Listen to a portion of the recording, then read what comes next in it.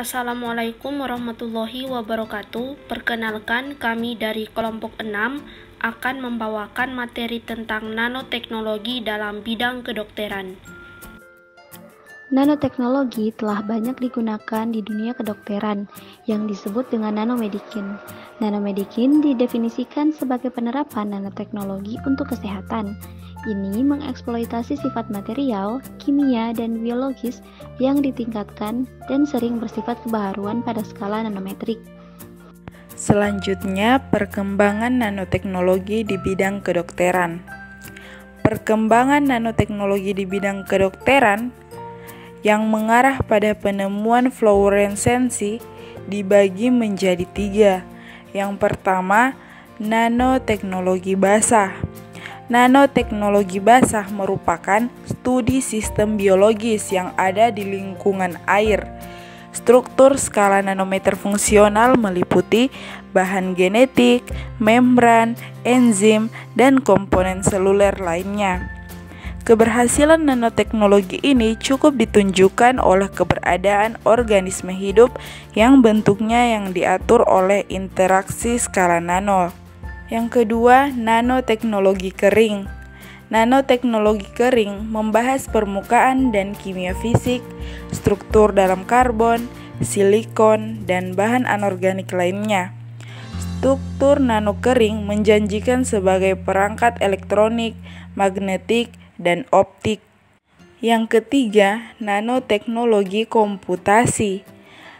Nanoteknologi komputasi memungkinkan pemodelan dan simulasi struktur skala nanometer kompleks. Kekuatan prediktif dan analitis komputasi sangat penting untuk keberhasilan dalam nanoteknologi. Ketiga teknologi nano ini sangat-sangat saling bergantung. Kemajuan utama di masing-masing sering berasal dari teknik penerapan atau adaptasi informasi dari satu atau kedua yang lain. Nanoteknologi di bidang kedokteran menerapkan nanoteknologi untuk pengobatan, diagnosis, pemantauan, dan pengendalian penyakit, dikenal sebagai nanomedicine. Selanjutnya, penerapan nanoteknologi di bidang kedokteran. Nanomedicine didefinisikan sebagai penerapan nanoteknologi untuk kesehatan. Ini mengeksploitasi sifat material, kimia, dan biologis yang ditingkatkan dan sering bersifat kebaharuan pada skala nanometrik. Nanomedicine memiliki potensi dampak pada pencegahan, diagnosis dini, dan pengobatan penyakit yang dapat diandalkan. Selanjutnya yaitu pemanfaatan nanoteknologi dalam bidang kedokteran. Yang pertama itu ada rekayasa genetik.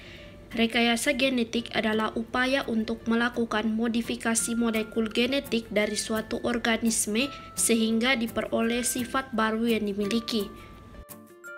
Yang kedua yaitu hormon insulin. Hormon insulin adalah hormon yang dialami dan diproduksi oleh pankreas.